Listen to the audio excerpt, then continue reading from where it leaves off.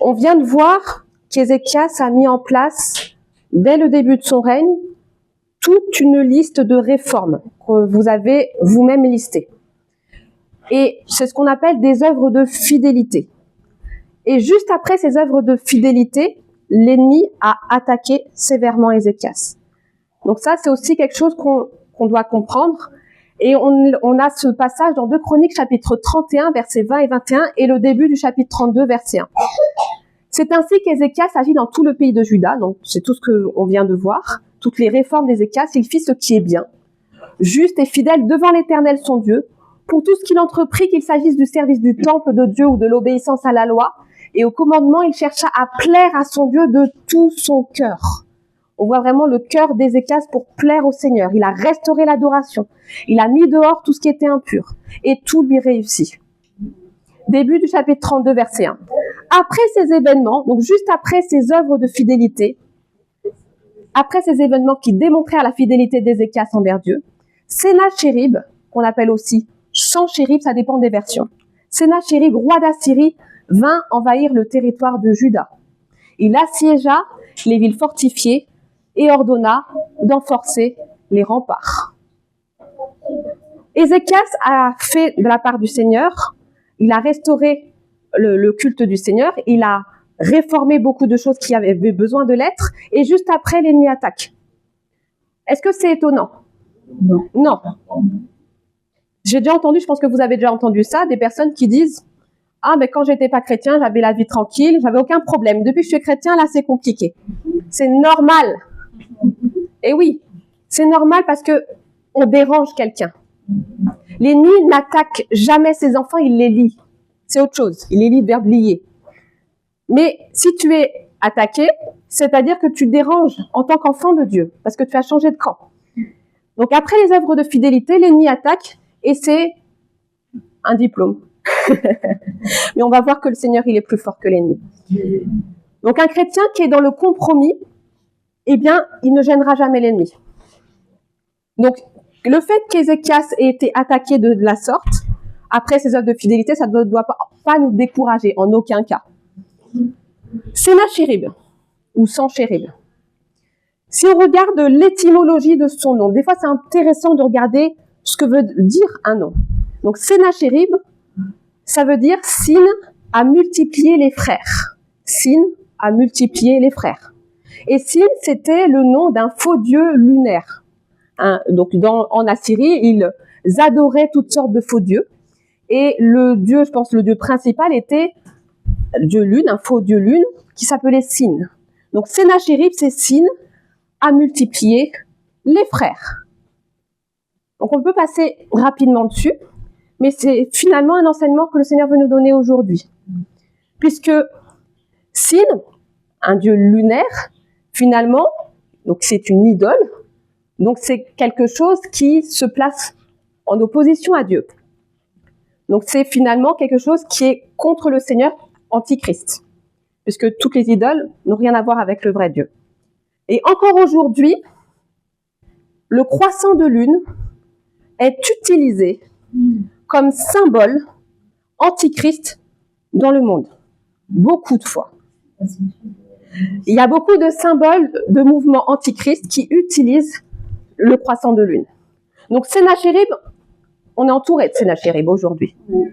C'est pas seulement du temps d'Ézéchias. Ézéchias, finalement, il nous parle prophétiquement de choses qui nous concernent. Sennachérib, c'est aujourd'hui. Mais on va voir en Jésus-Christ, on va voir ensemble comment Ézéchias a combattu cela. Car nous sommes en guerre. Nous sommes en guerre, cette guerre, elle est féroce.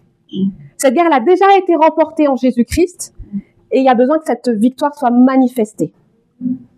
Donc, Sennachérib, c'est un type de Satan.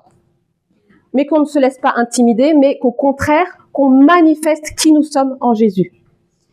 Donc, Sennachérib, ça représente finalement tout ce qui combat l'Église, tout ce qui résiste à la gloire de Dieu, tout ce qui assiège l'Église de Christ, puisque Sennachérib a assiégé les villes fortifiées et ordonné d'en forcer les remparts. Mais vous vous souvenez de ce que Jésus a dit à Pierre? Tu es Pierre, sur cette pierre, je bâtirai mon Église et Les portes du séjour des morts ne prévaudront pas contre l'Église. C'est l'Église qui lance un assaut contre le séjour des morts, et pas l'inverse. Donc, Sennachérib, il a essayé d'intimider. On va voir que ces intimidations sont allées assez loin, mais le Seigneur est intervenu.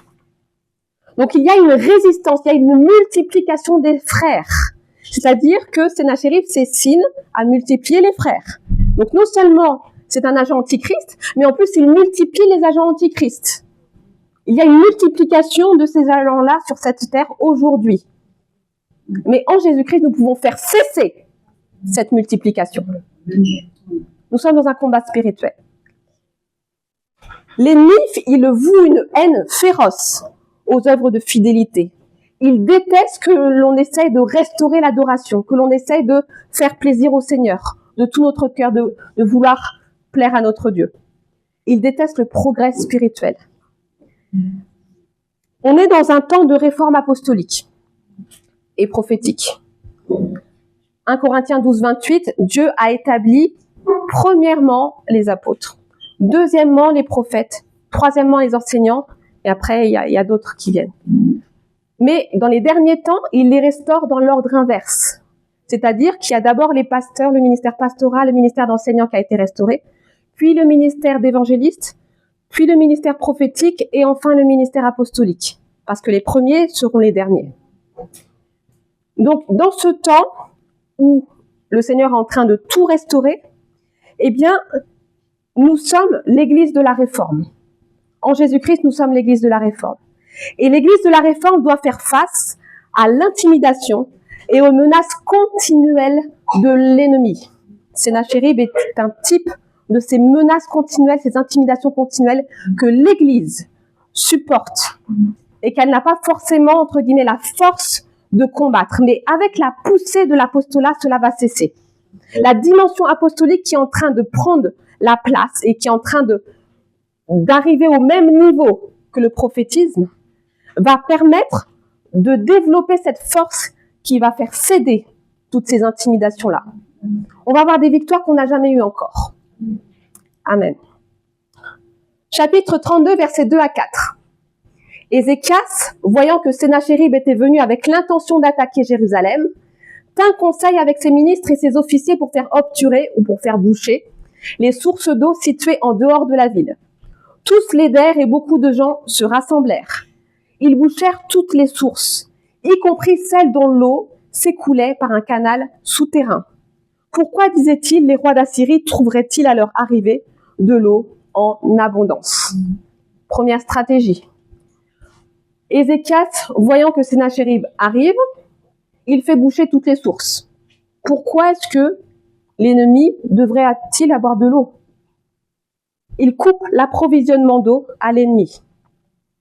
Et la première chose à faire, c'est que dans nos vies, que nous puissions couper tout approvisionnement d'eau à l'ennemi. L'ennemi n'a pas à venir s'abreuver chez nous. On va boucher. Et trop souvent, l'ennemi a eu accès parce que on était négligent. Mais faisons comme Ézéchias et veillons à ce que tout soit bouché, afin que l'eau qui coule de nous ne vienne pas abreuver l'ennemi pour qu'il vienne nous attaquer. L'ennemi, on veut qu'il soit desséché, qu'il n'y ait aucun accès dans nos vies, au nom de Jésus-Christ. Ils bouchèrent toutes les sources. C'était pas 9 sources sur 10. Et c'est peut-être la 10e source qui est plus difficile à détecter, mais le Saint-Esprit en vous va vous montrer. Verset 5. Ensuite, Ézéchias se mit courageusement à reconstruire toute la muraille de la ville, là où elle avait des brèches, et il suréleva les tours. Il la doubla d'une seconde muraille à l'extérieur. Il renforça les terrasses aménagées pour les cultures dans la cité de David. Il fit aussi fabriquer une grande quantité d'armes et de boucliers. Il y a beaucoup de choses. Il reconstruit une muraille, là où il y avait des brèches. Il surélève les tours. Donc, Ézéchias, il construit le mur principal et il rajoute des murs additionnels dans la forteresse. Tout à l'heure, on a regardé que Sennachérib avait un certain sens. Et Ézéchias, qu'est-ce que cela signifie? Ézéchias veut dire Dieu fortifie ou Dieu a renforcé. Donc là, il a manifesté sa nature en renforçant les murailles, en renforçant les forteresses. Non, non, non, tu rentreras pas comme ça. On va renforcer tout ce qui a besoin de l'être. Donc il a reconstruit toute la muraille, là où il y avait des brèches. Donc toutes les brèches ont été colmatées. Il a surélevé les tours, là où elles n'étaient pas assez hautes, pour pouvoir voir plus loin, pour pouvoir voir plus haut. Il a doublé d'une seconde muraille, et il a fait aussi fabriquer une grande quantité d'armes et de boucliers. Il n'y en avait pas suffisamment. Et grâce à Ézéchias, tout un arsenal a pu être mis en place. Versets 6 à 8. Enfin, il établit des chefs militaires sur l'armée, puis il les rassembla autour de lui sur la place près de la porte de la ville pour les encourager. Il établit des chefs militaires sur l'armée. Sous-entendu qu'il n'y en avait pas avant. Et ça, c'est un problème, une armée sans chef. Une armée sans chef, ça ne fonctionne pas. Les soldats vont répondre à quel ordre? Donc là, c'était le désordre. Donc il a ramené une structure, il a ramené l'ordre divin de la maison dans le leadership. Ézéchias a rétabli le leadership. Et c'est comme cela que, en établissant les chefs militaires, il pourra détruire tous les chefs démoniaques. C'est en mettant de l'ordre, en mettant de la structure, qu'on parvient à détruire toutes les œuvres du diable. Versets 7 et 8. Il leur dit, « Soyez forts et prenez courage. Soyez sans crainte, ne vous laissez pas effrayer par le roi d'Assyrie et les troupes nombreuses qui l'accompagnent, car nous avons avec nous quelqu'un de plus puissant que lui. » C'est qui? Nous avons l'Éternel avec nous. Ce roi n'a avec lui qu'une force humaine, mais nous avons avec nous l'Éternel notre Dieu. Il viendra à notre secours et il combattra pour nous. Alors toute la population fit confiance aux paroles d'Ézéchias, roi de Juda. Sennachérib, le roi d'Assyrie, avait une certaine réputation, d'écraser tout le monde autour de lui. Mais par les paroles d'encouragement d'Ézéchias, toute la population, tout le peuple fut encouragé et fit confiance. Il s'est levé en tant que chef, en tant que roi et aussi en tant que chef militaire, et cela a fortifié absolument tout le peuple. Il a proclamé des paroles positives, de foi au peuple. C'est des paroles de foi. Tout va bien se passer, le Seigneur est avec nous. Et on a besoin de répéter encore et encore et encore. Ça va bien se passer, le Seigneur est avec nous. Le Seigneur n'a jamais dit que tout serait facile. C'est un mensonge de dire, de croire que parce que je suis chrétien, tout va aller bien. Ça, c'est un faux évangile. Viens au Seigneur, tu n'auras plus de problème. C'est faux. Le Seigneur n'a jamais dit ça. Lisez vos Bibles. Par contre, il a dit que dans vos problèmes, je serai là. Et ça, c'est autre chose. Donc, combien de fois, je pense que vous l'avez tous expérimenté, vous êtes nés de nouveau, combien de fois la situation est des fois catastrophique, mais on est dans la paix. Ça, c'est Dieu. Il n'y a que Dieu pour faire ça. Et puis après, on ne sait pas comment, la situation s'arrange. Et voilà, que rien ne vienne grignoter notre paix. Nous sommes enfants de Dieu. Donc après, je ne vais pas faire tout le détail des intimidations de Sennachérib. On va juste lire la fin de ces intimidations qui est une sorte de résumé. Donc jusqu'au verset 15, ce sont pas mal d'intimidations. Verset 16 à verset 19. Les envoyés de Sennachérib continuèrent à parler contre l'Éternel Dieu et contre Ézéchias, son serviteur. Sennachérib avait aussi écrit des lettres outrageantes pour l'Éternel. Donc non seulement il intimidait le peuple, il parlait contre l'Éternel, il avait même écrit des lettres qui insultaient Dieu. Des lettres outrageantes pour l'Éternel, le Dieu d'Israël, dans lesquelles il le prenait à partie. Donc il prend Dieu à partie, en disant « Pas plus que les dieux des nations des autres pays n'ont délivré leur peuple de mon emprise, le Dieu d'Ézéchias ne délivrera son peuple de mon emprise. » Les envoyés crièrent d'une voix forte en hébreu à l'adresse des habitants de Jérusalem, qui étaient sur la muraille, afin de les effrayer et de les terroriser pour pouvoir s'emparer de la ville. Ils parlèrent du Dieu de Jérusalem comme s'il s'agissait d'un Dieu des nations païennes, simple ouvrage fabriqué par des hommes. Quelle honte! Donc, ce passage-là, il résume bien l'ensemble des intimidations de Sennachérib envers le peuple d'Israël et des insultes contre Dieu. Donc, elles étaient proférées dans l'intention d'amener le doute sur la toute-puissance de Dieu. Et combien de fois on a des esprits de Sennachérib qui viennent dans notre tête dans telle situation, mais quelle prière j'ai pas faite dans cette situation? Quelle prière on n'a pas faite? Depuis le temps qu'on prie, il y a toujours cette maladie. Depuis le temps qu'on prie, cette situation est toujours bloquée. Ça, c'est je appelle ça des esprits de Sénachérib qui viennent polluer nos pensées pour nous faire douter de la toute-puissance de Dieu. Peut-être que tu as prié depuis 20 ans, et c'est là que le Seigneur va intervenir. Ne te décourage pas. Et en aucun cas, n'écoute pas ces mensonges de l'ennemi qui essayent de te décourager pour amener le doute. Ézéchias, quand il s'est adressé au peuple, il leur a donné des paroles de foi pour les encourager. Celui qui est avec nous est bien plus fort que ce moustique. Faites confiance au Seigneur. Donc, quelle que soit la situation qui persiste, fais confiance au Seigneur. C'est la clé pour que, justement, cette forteresse qui te résiste s'effondre au nom de Jésus. Et intéressant, Sénachérib et ses envoyés s'exprimaient en hébreu. Ils ne s'exprimaient pas en assyrien. Ils s'exprimaient dans la langue qui était comprise par Ézéchias et par le peuple. Donc, ces pensées mauvaises qui viennent, elles peuvent venir d'un proche, elles peuvent venir de quelqu'un que tu connais, qui peut sembler spirituel, qui peut même être né de nouveau, mais sur le coup qui n'est pas inspiré. Ça peut même, parce que l'ennemi, par moment, en fait, il peut insuffler une pensée de telle sorte qu'on croit que c'est notre propre pensée. Et donc, si on ne veille pas, si on ne se fonde pas sur la parole, si on ne revient pas à Christ, on peut se dire, bah voilà, c'est moi qui pense que. Alors que c'est pas toi, c'est une attaque extérieure déguisée. Vous voyez ce que je veux dire? Sénachérib, on l'expose aujourd'hui pour qu'il soit déraciné de notre environnement, au nom de Jésus. Donc ça, c'est pas notre partage. Et peu importe le niveau, peu importe le degré d'intimidation qui nous assaille, le Seigneur est avec nous, il est bien au-dessus de tout ça. Versets 20 et verset 21. Le roi Ézéchias et le prophète Ésaïe, fils d'Amoz, se mirent à prier à ce sujet. Donc là, c'est la seule fois dans toute la Bible où il y a un roi et un prophète qui se mettent à prier ensemble.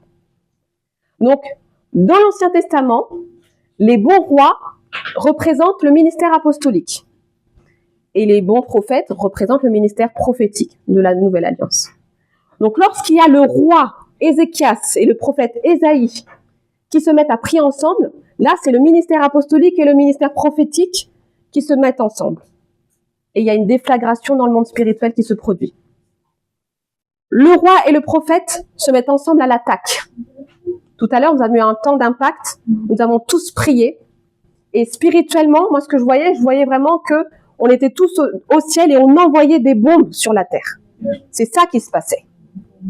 Et c'est ça qui s'est passé lorsque ils ont compris que non, c'est pas le prophète tout seul, c'est pas le roi tout seul, mais on a besoin d'être ensemble pour que l'Éternel intervienne. Ils crièrent vers le ciel pour implorer du secours.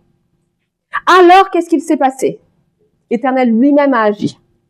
L'Éternel envoya un ange qui extermina dans le camp du roi d'Assyrie tous les vaillants guerriers. Absolument tous, y compris les généraux et les officiers, y compris la tête de la Syrie. Si bien que le roi retourna dans son pays tout confus. Juste avant, il était en train de dire, oui, je ne vais même pas répéter ce qu'il a dit. Il était tout confus. Un jour, il pénétra dans le temple de son Dieu et ses propres fils l'y assassinèrent d'un coup d'épée. Terminé. Terminé. Donc cette explosion dans le monde spirituel a fait que l'Éternel est intervenu. Ça a déclenché l'action de Dieu. Ézéchias, il avait renforcé son armée en établissant des chefs militaires. Et finalement, cette diligence, cette discipline a entraîné que la tête de la Syrie a été coupée. Les officiers, les généraux de la Syrie, donc du monde spirituel ténébreux, a été coupé. Terminé. Et ça a amené la confusion dans le camp de l'ennemi. Donc lorsque nous nous positionnons en tant qu'enfants de Dieu, en tant qu'envoyés de Dieu, en tant qu'ambassadeurs pour le Christ, eh bien, nous agissons de la même façon. Nous nous associons ensemble en considérant le ministère apostolique, le ministère prophétique, en considérant tout ce que Dieu nous donne, tout ce que Dieu restaure, et en ne restant pas sur ce qu'on connaît, mais en acceptant ce nouveau chemin par lequel le Seigneur veut nous faire passer, qui est sa volonté, c'est une explosion dans le monde spirituel. Et tout ce qui nous résistait jusqu'alors est obligé de céder. Obligé. Donc il y a une libération d'une percée, une libération d'une puissance gouvernementale, de l'Esprit de Dieu. Et cette puissance gouvernementale, elle agit dans les affaires du royaume de Dieu sur terre. Donc les apôtres et les prophètes représentent ensemble l'arsenal de l'Église du temps de la fin. C'est l'arsenal de l'Église. Parce qu'on sait que l'Église de Dieu, elle est fondée, elle a pour fondement, voilà, elle est édifiée, sur le fondement des apôtres et des prophètes, et Jésus-Christ est la pierre angulaire. Donc il y a besoin de cette cohésion, il y a besoin que chaque ministère accepte l'autre et qu'on travaille ensemble. Et Ézéchias, il nous montre le modèle. Il n'a pas essayé en tant que roi de prier seul, d'implorer seul le Seigneur, mais il s'est dit non, ça ne peut pas se faire sans le prophète. Ça ne peut pas se faire sans Ésaïe. Et Ésaïe aurait très bien pu, en tant que prophète, à l'époque c'était l'intermédiaire entre Dieu et les hommes, il aurait pu prier seul. Il s'est dit non, il faut prier avec le roi. Et il y aura cette conscience qui va augmenter partout dans l'Église. Et finalement, l'ennemi a essayé en fait de faire croire que les apôtres et les prophètes étaient seulement dans le livre des Actes et que maintenant ça n'existe plus, que c'était pour un temps. Vous avez déjà entendu ça, j'imagine. Et je pense qu'il y a beaucoup d'églises qui disent encore ça. Mais ça, c'est techniquement une tentative du diable de dérober, de voler à l'église cette force explosive. C'est pas seulement maintenir dans l'ignorance, la conséquence c'est qu'il nous manque de la force.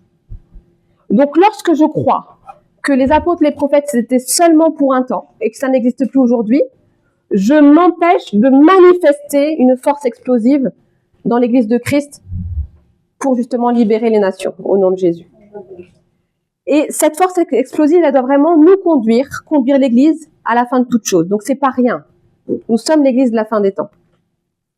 Donc la dimension prophétique et la dimension apostolique amènent une réaction céleste qui est à la fois instantanée, c'est tout de suite que le Seigneur intervient. Vous avez vu, c'est pas 3 ans après, c'est pas 1 mois après, c'est instantané. Réaction céleste instantanée, réaction céleste agressive. Le Seigneur extermine absolument tout le monde.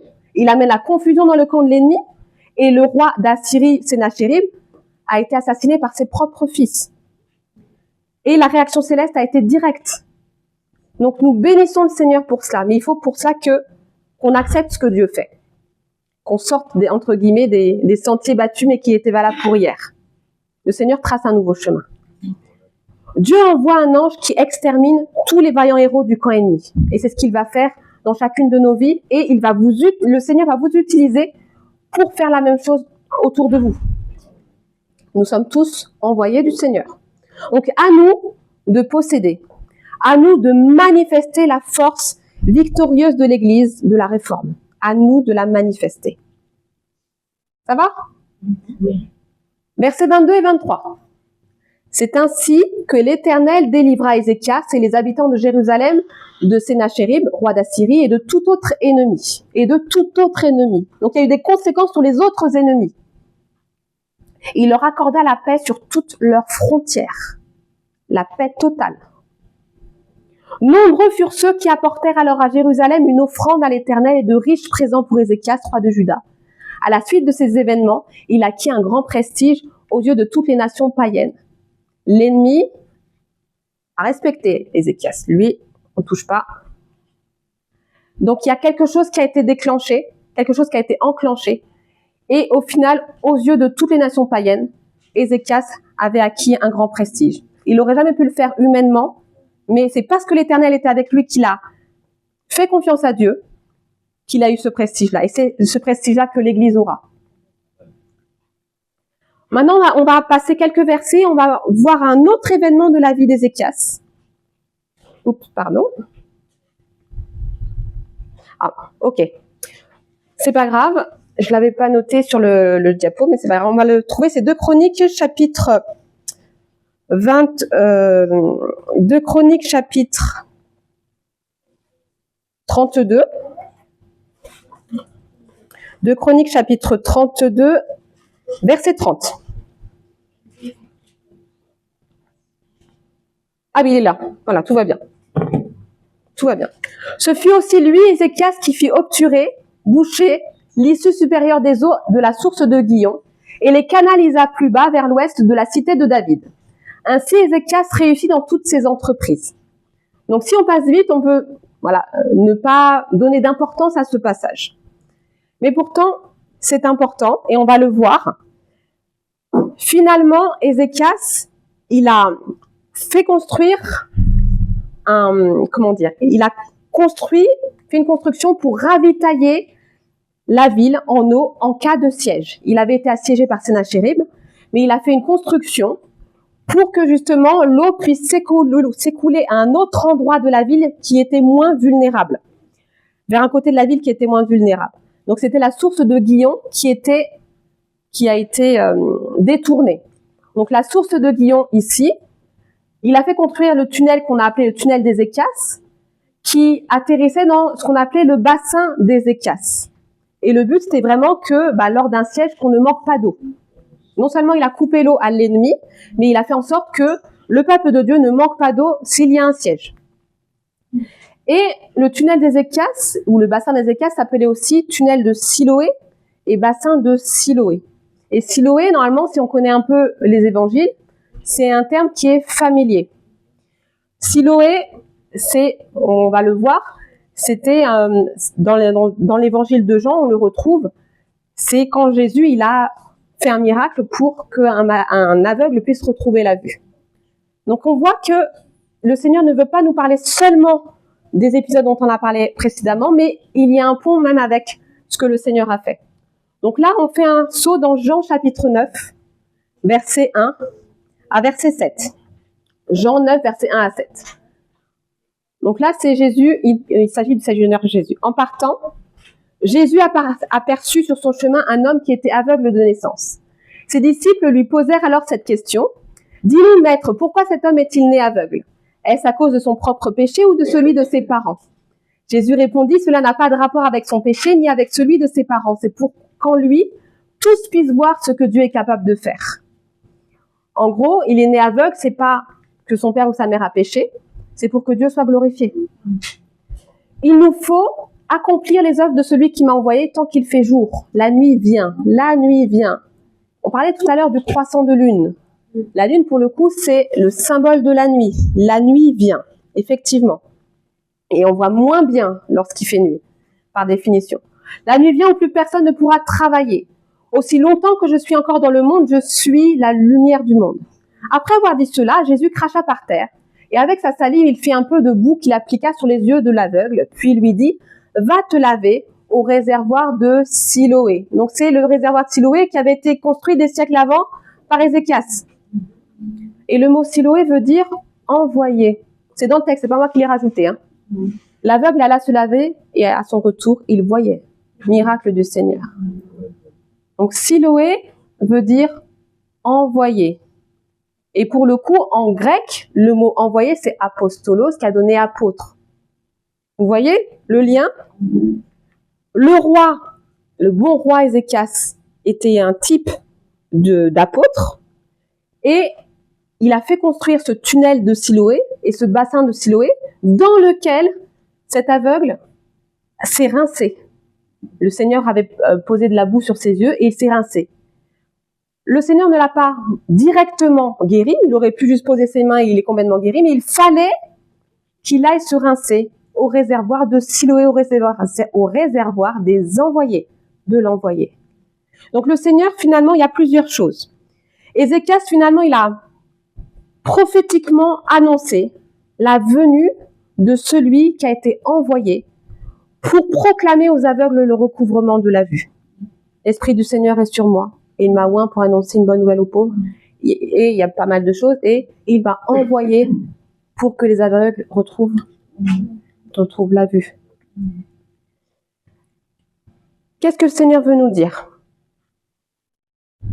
Ézéchias a prophétisé la venue du Christ en construisant ce bassin de Siloé. Ézéchias a prophétisé que c'est en Christ, l'envoyé du Père, que nous avons la vue spirituel. Vous vous souvenez d'Ananias, qui avait été envoyé aussi par le Seigneur pour prier pour Saul, qui était aveugle depuis 3 jours, après sa rencontre du Seigneur sur le chemin de Damas. Envoyé aussi pour que Saul retrouve la vue. Donc, Christ a été envoyé pour le recouvrement de la vue. Ananias a été envoyé pour le recouvrement de la vue de Saul. Et nous sommes envoyés pour le recouvrement de la vue des perdus en Jésus-Christ. Nous sommes tous envoyés par Christ pour cela. Et on l'a vu aussi tout à l'heure, nous sommes aussi envoyés pour mettre de l'ordre dans la maison de Dieu. Et la maison de Dieu, bien entendu, le temple de Dieu, c'est Christ. Et en Christ, nous sommes les pierres vivantes. En Christ, nous sommes le temple du Seigneur. Donc, mettre de l'ordre aussi dans nos propres vies. Qu'est-ce qui n'est pas ma nature? Qu'est-ce qui n'est pas saint, pur, juste et parfait et qui n'a rien à faire dans mon environnement? Il y a du ménage des fois à faire. Des fois, il y a des relations à rompre. Des fois, il y a des choses à restructurer, à réordonner, des habitudes à mettre de côté ou des habitudes à prendre. Enfin, le Saint-Esprit vous dira spécifiquement à chacun ce qu'il en est. C'est pas moi qui vais vous dire fais ci, fais ça. Vous avez le Saint-Esprit en vous. Et nous sommes aussi tous envoyés par Christ pour détruire au nom de Jésus-Christ l'intimidation de l'ennemi sur nos vies. Et le Seigneur va aussi ouvrir nos propres yeux afin que nous puissions voir, ah non mais ça c'est une œuvre de l'ennemi, je ne la voyais pas avant, mais là le Seigneur m'ouvre les yeux. Donc le fait d'avoir les yeux ouverts, c'est sur plein de domaines. Pour que nous, par le fait que nous sommes témoins du Christ, nous sommes des instruments de Dieu pour ouvrir les yeux de ceux qui ne connaissent pas encore le Seigneur. C'est aussi pour que nous ayons les yeux ouverts, pour que nous ayons conscience des attaques qu'il y a autour de nous, pour prier, supplier le Seigneur comme Ézéchias et Ésaïe l'ont fait, afin que le Seigneur intervienne dans ces situations. Donc c'est ce que je voulais vous partager avec Ézéchias. Ézéchias est un modèle pour nous, et on nous apprend beaucoup de choses, et voilà, on a beaucoup de choses à apprendre de lui. Amen. Merci Seigneur. Merci.